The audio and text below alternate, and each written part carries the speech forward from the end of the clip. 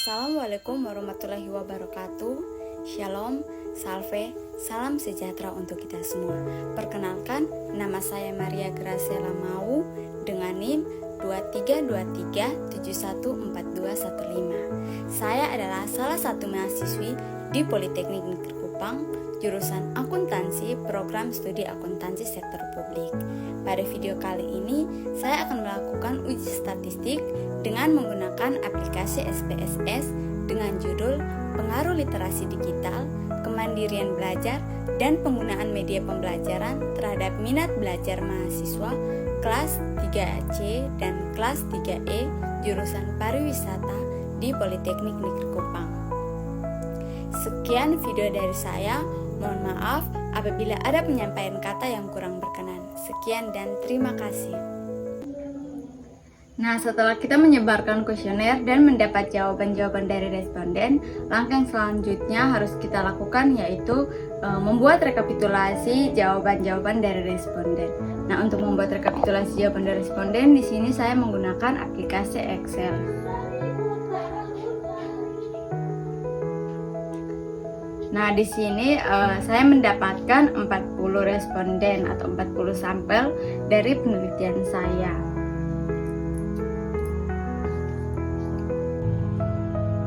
Selanjutnya kita harus menginput data tabulasi yang ada di Excel ke aplikasi SPSS dengan cara kita masuk dalam aplikasi SPSS, kemudian kita klik variable view. Nah, pada kolom name-nya ditulis x1 artikan pernyataan untuk variabel x1 untuk nomor 1. Nah, di sini variabel x1-nya ada 5 pernyataan yang saya buat, maka dibuat sebanyak 5, yaitu x1.5, dan jangan lupa untuk kolom totalnya.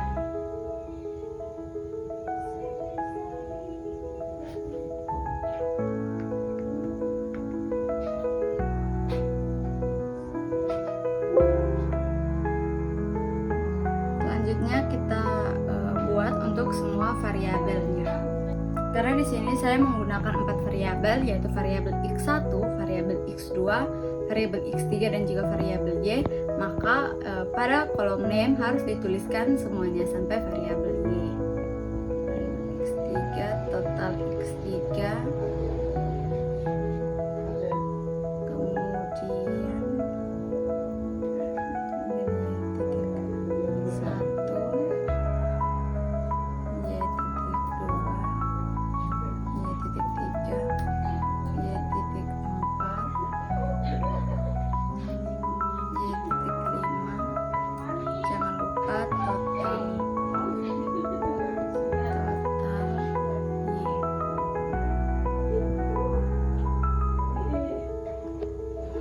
Selanjutnya kita masuk pada kolom desimal.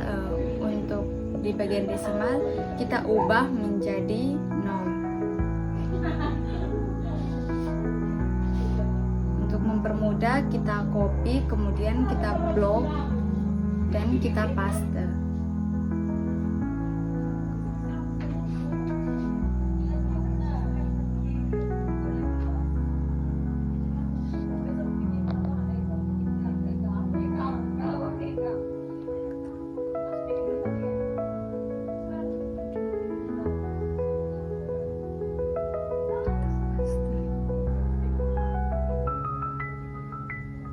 Nah, untuk kolom value kita ganti, kita klik kanan, kemudian pada value kita beri angka 1, itu untuk sangat tidak setuju.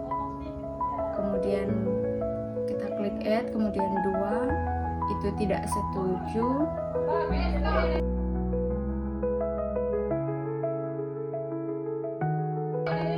Tiga menandakan netral. Kemudian 4 itu menandakan setuju, dan 5 itu sangat setuju.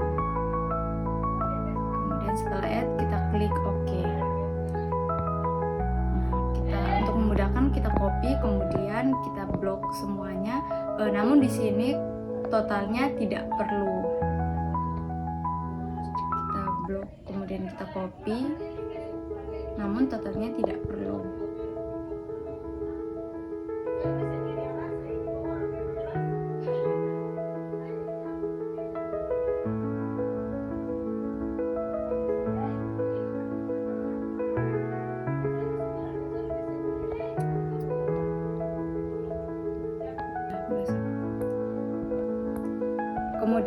ada kolom label. Untuk totalnya kita gantinya di bagian total. Untuk total X1 nya itu variabel apa yang kita gunakan, seperti di sini kan. Untuk X1 nya saya menggunakan literasi digital. Kemudian total X2 nya itu kemandirian belajar. Untuk X3 nya penggunaan media pembelajaran, dan untuk Y nya minat belajar mahasiswa.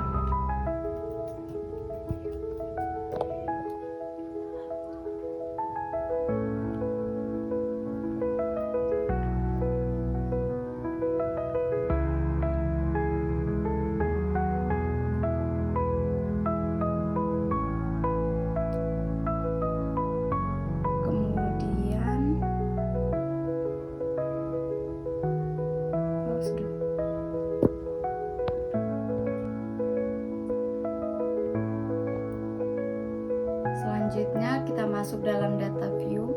Nah, untuk kolom data view otomatis variabel-variabelnya sudah ada. Kita tinggal memindahkan data yang ada di Excel ke kolom data view.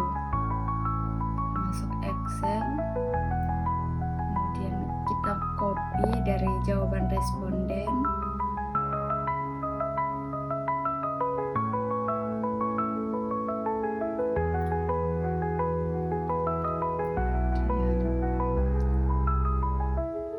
Blok semua, kemudian klik kanan, kita copy, kita pindah ke SPSS, kemudian kita klik kanan dan paste. Nah, di sini sudah muncul.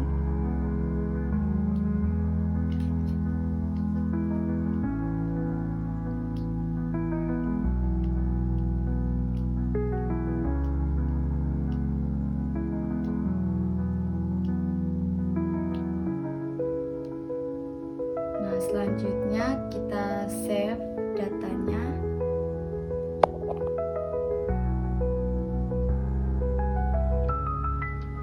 Sebelumnya kita cek kembali apakah data kita betul ada 40 sampel. Setelah kita cek, kita save. Di sini saya menyimpannya di SPS kelompok 2.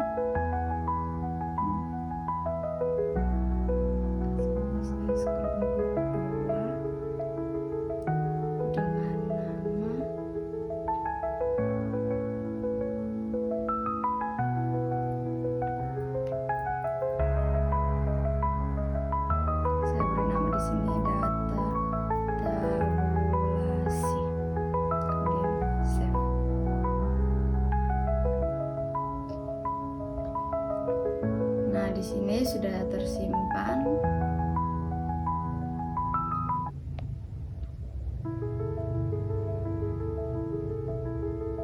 Sini saya menyimpannya di SPS kelompok 2 dengan nama data tabulasi. Datanya sudah tersimpan. Kemudian saya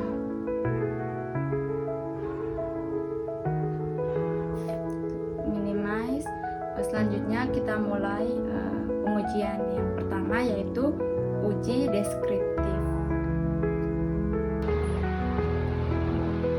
Untuk uji deskriptif kita masuk pada analyze, kemudian deskriptif statistik, pilih yang deskriptif. Nah, kemudian kita pindahkan totalnya ke bagian kanan. Yang pertama literasi digital, total untuk X2 nya itu kemandirian belajar, total untuk X3 nya penggunaan media pembelajaran, dan total untuk Y nya minat belajar mahasiswa. Setelah itu kita klik Optimize, pastikan untuk mean, study definition, minimum dan maksimum sudah dicentang. Kalau sudah, kita klik Continue, kemudian klik OK. Nah, di sini untuk deskripsi statistiknya sudah muncul di sini n-nya itu ada 40. N-nya itu seperti berarti menandakan total sampel. Kemudian uji kedua itu uji kualitas data. Kita masuk dalam uji validitas. Kita klik analyze, kemudian kita masuk pada bagian correlate, kemudian bivariate. Nah, kita pindahkan untuk variabelnya di sini, kita uji per variabel. Seperti x1-nya kita uji duluan, kemudian baru x2 dan seterusnya sampai variabel y.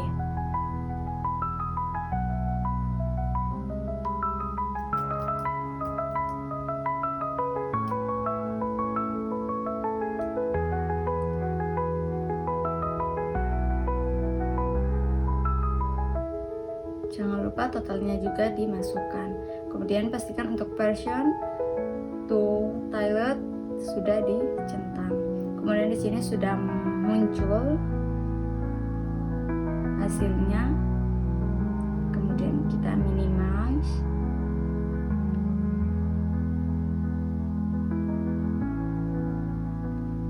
Sebelumnya untuk melihat apakah valid, data ini valid atau tidak, dengan kita melihat Airtable. Nah, untuk hasil penjelasannya nanti baru saya jelaskan setelah semua variabel saya uji validitas. Kita masuk kembali ke analyze.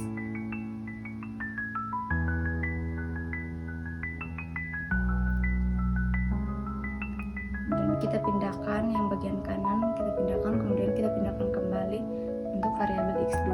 Seperti yang saya sudah jelaskan tadi, yang diuji yaitu harus per variabel.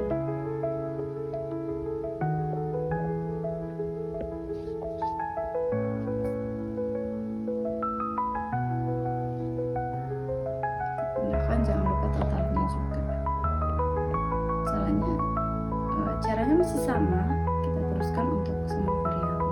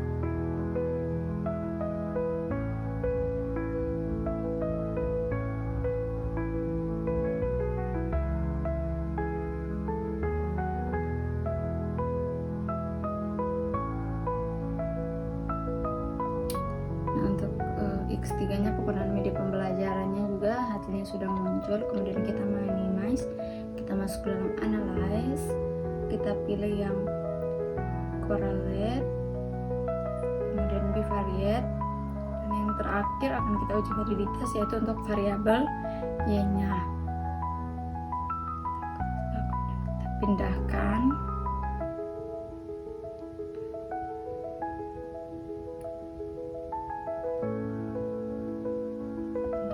Semua pernyataan dari variabel y-nya, jangan lupa totalnya.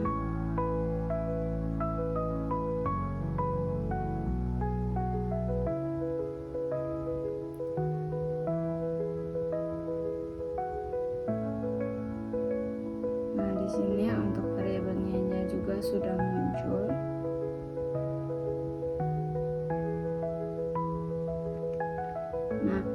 Bagaimana kita melihat apa data ini valid atau tidak?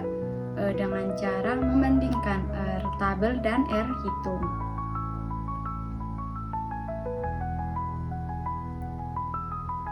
Untuk hitungnya kita menggunakan rumus df sama dengan n kurang 2, di mana n adalah jumlah data. Jadi di sini ada 40 responden dikurang 2, maka 38 dengan R tabelnya. Kalau 38 itu 0,3120, di mana dikatakan valid jika R hitung harus lebih besar daripada R tabel. Di sini kan R tabelnya 0,3120 sedangkan R hitungnya 0,798, berarti ini valid karena R hitungnya lebih besar daripada R tabel. Kita masuk ke uji yang kedua, yaitu uji reliabilitas. Kita minimize, kemudian kita masuk ke analyze, kemudian kita pilih yang bagian scale, kemudian kita pilih reliability analyze. Nah, kita pindahkan indikatornya saja, untuk totalnya tidak perlu.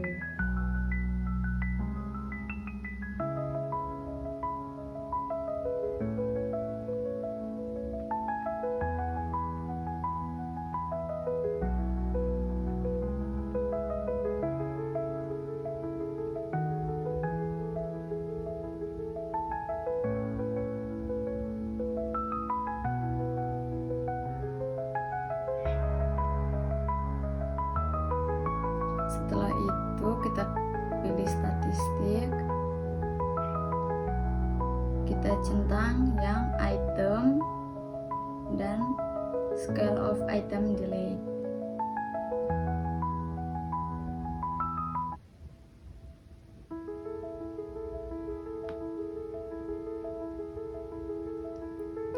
Kemudian continue. Nah, untuk modelnya harus alpha.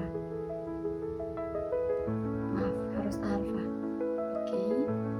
Nah, ini untuk uji reliabilitas untuk variabel x satunya, dan di sini untuk Cronbot alfanya sebesar 0,720.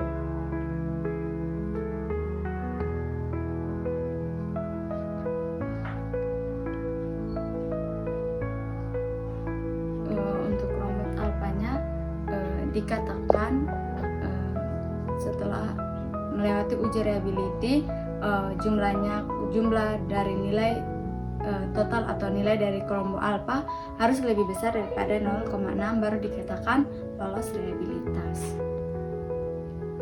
Kemudian kita minimize, kita masuk kembali ke analyze, pilih yang scale, kemudian reliability analyze, kita lanjut untuk variabel lainnya. Selanjutnya akan variabel x2.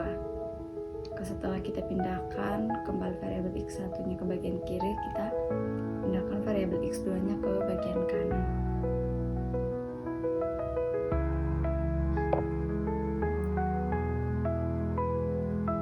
Klik continue karena sudah dicentang, klik OK.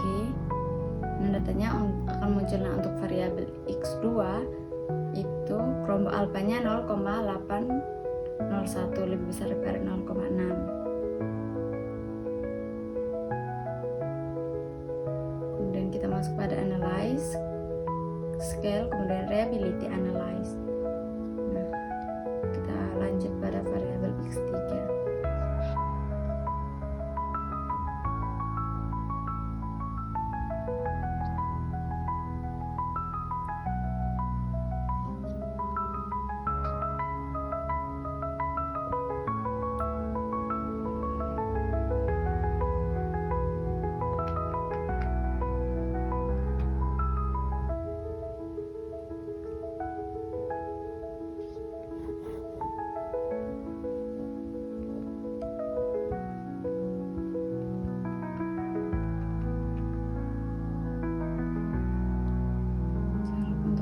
Pada bagian statistiknya, jika sudah kita klik continue, kemudian OK. Nah, untuk variabel x3 nya di sini kelompok alfanya 0,767.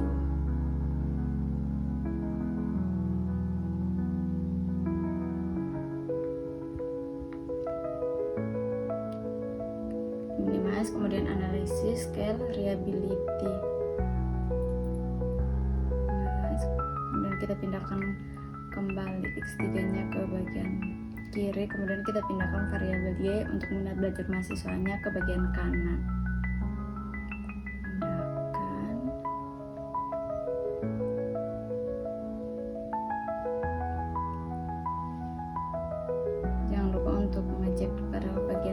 pasti, kemudian continue, kemudian oke.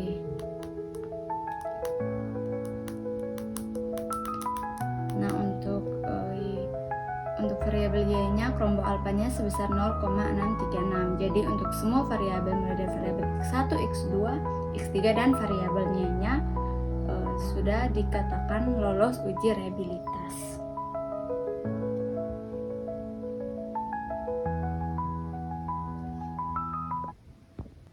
Nah, berarti untuk uji reliabilitasnya sudah selesai kita lakukan. Teman-teman bisa mengeceknya ulang. Untuk hasil dari uji reliability yang kita lihat yaitu nilai pada kelompok alfa. Kemudian kita minimize. Kemudian kita masuk pada uji yang ketiga, yaitu uji asumsi klasis.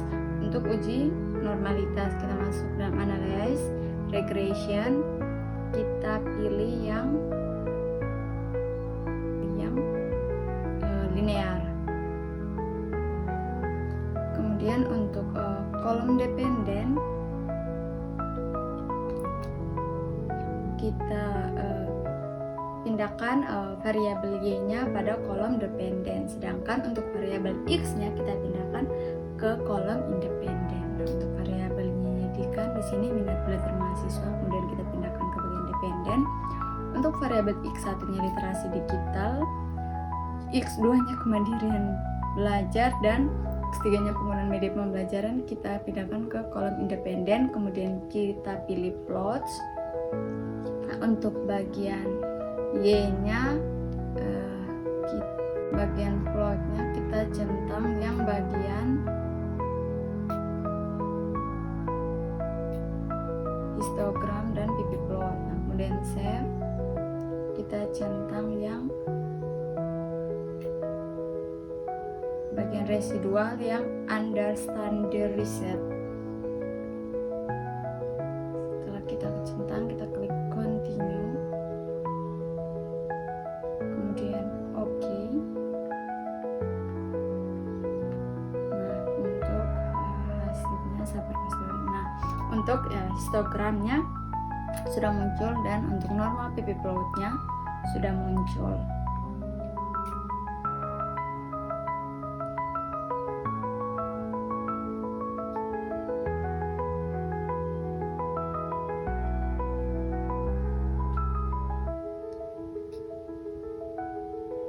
Nah, jika sudah hasil outputnya akan berbentuk lonceng sudah di tengah, dan di grafik batangnya ini sudah di dalam kurva, jadi sudah bisa dikatakan lulus uji normalitas.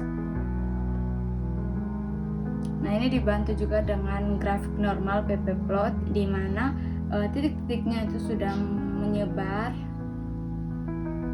dan menjauhi sumbu Z atau X.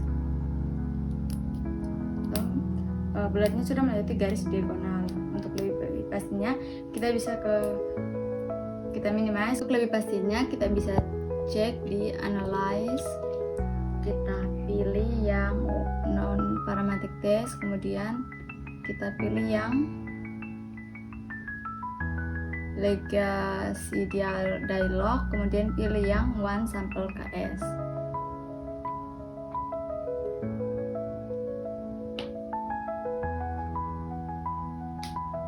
Di sini kita klik yang, kita scroll ke bawah, klik yang understand, kemudian dipindahkan ke kanan, kemudian kita klik OK. Nah, untuk melihat apakah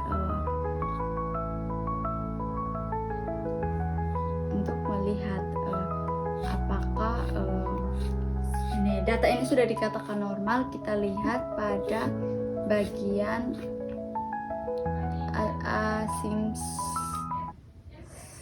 signifikan. Dia harus lebih besar daripada 0,05 baru data ini bisa dikatakan normal. Kita sudah mengeceknya, kemudian kita masuk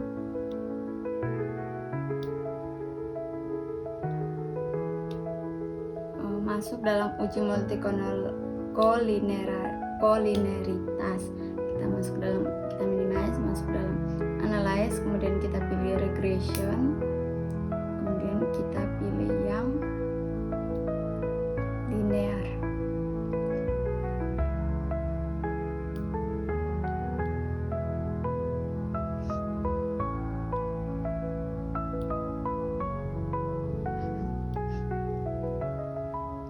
Masuk dalam statistik,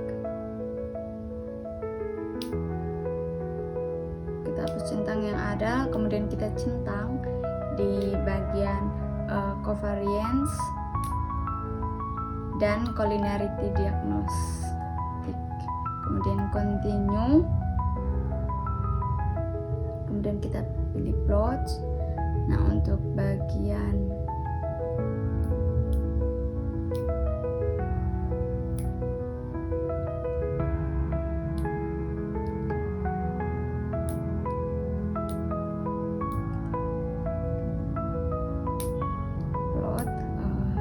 centang yang ada di bagian histogram dan normal probability plot, kemudian oke. Pada bagian save dan kita klik save.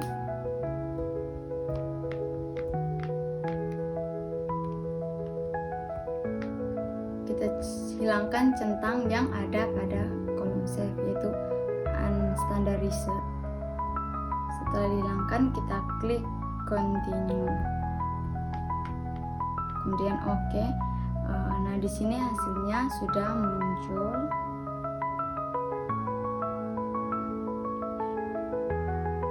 Nah, yang kita lihat yaitu pada kolom collinearity tolerance dan nilai FEF. Nah, untuk nilai FEF-nya harus lebih kecil daripada 10 dan nilai collinearity tolerance-nya harus lebih besar dari 0,1. Maka sudah bisa dipastikan penelitian ini tidak terjadi gejala multicollinearitas. Kemudian kita masuk dalam uji heterokedasitas, kita klik analyze, kemudian kita pilih regression, kemudian kita pilih regression linear.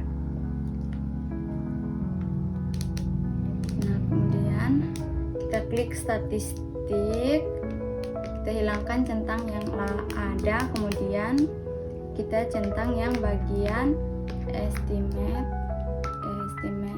hilangkan centang, klik, kita pilih centang yang estimate dan modal fit, lalu klik continue, kita pilih plot, kita pilih spreadsheet, masukkan ke bagian Y, spreadsheet.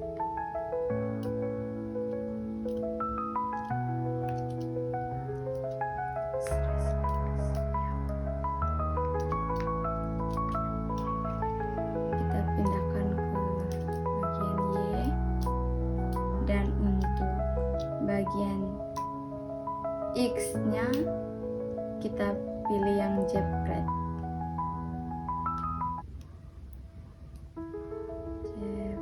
Lalu kita klik continue, lalu klik OK. Nah, di sini akan muncul bentuk grafik namanya scatter plot, di mana titik-titiknya ini harus menyebar. Dan harus menjauh dari sumbu X dan Y.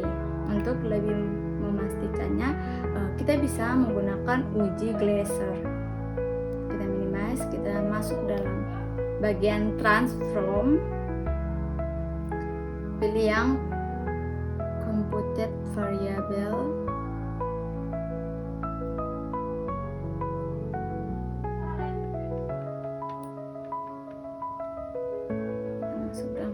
Variable. Nah, pada target variable kita klik appreciate.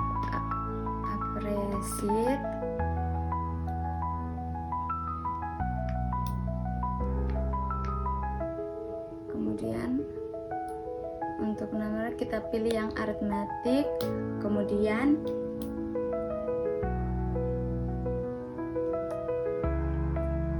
and special, pilih ABS, kita klik double supaya muncul dalam numeric expression.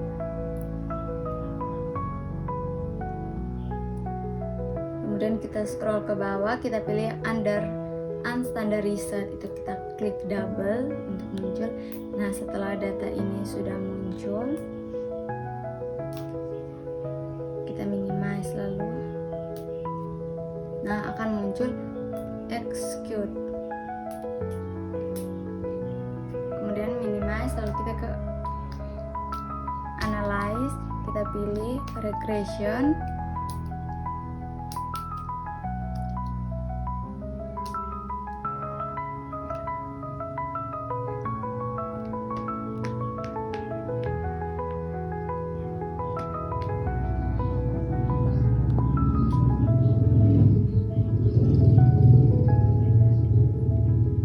Dependennya kita keluarkan, kita ganti dengan appreciate, dipindahkan ke bagian dependen.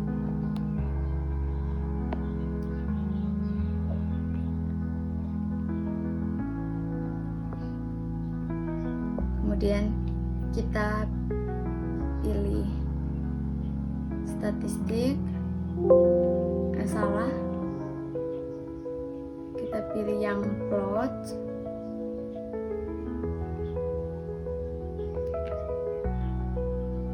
dipindahkan kembali bagian X dan Y nya, dipindahkan kembali ke bagian kiri. Kemudian kita klik continue.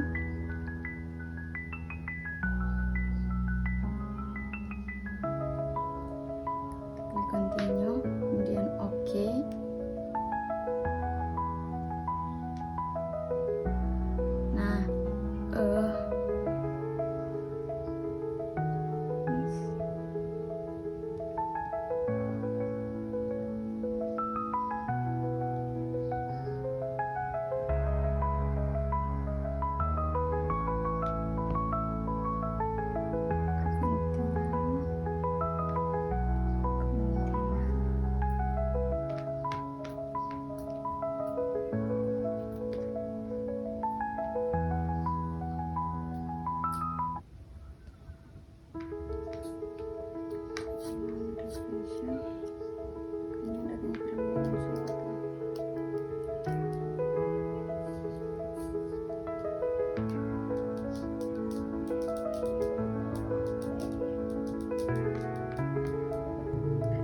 Kemudian akan muncul satu tabel koefisien yang kita lihat di sini pada bagian signifikannya, di mana nilai ini harus lebih besar daripada 0,5, maka kesimpulannya tidak terjadi heterokedasitas. Kemudian kita masuk dalam uji regresi linear berganda.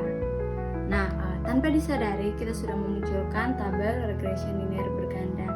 Jika kita lihat bagian unstandarized B-nya.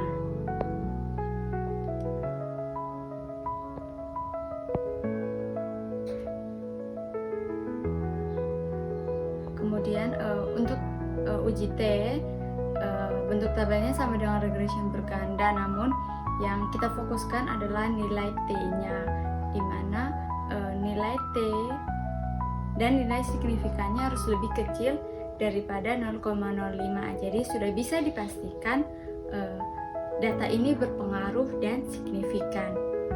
Untuk uji F,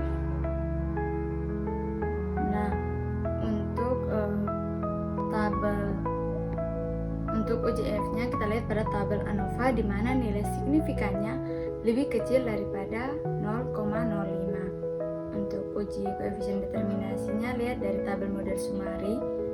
B, di mana R squared, di mana dua variabel atau adjusted square lebih besar, adjusted square lebih dari dua variabel. Nah, sekian penjelasan singkat dari saya mengenai uji statistik dengan menggunakan aplikasi SPS. Sekian dan terima kasih.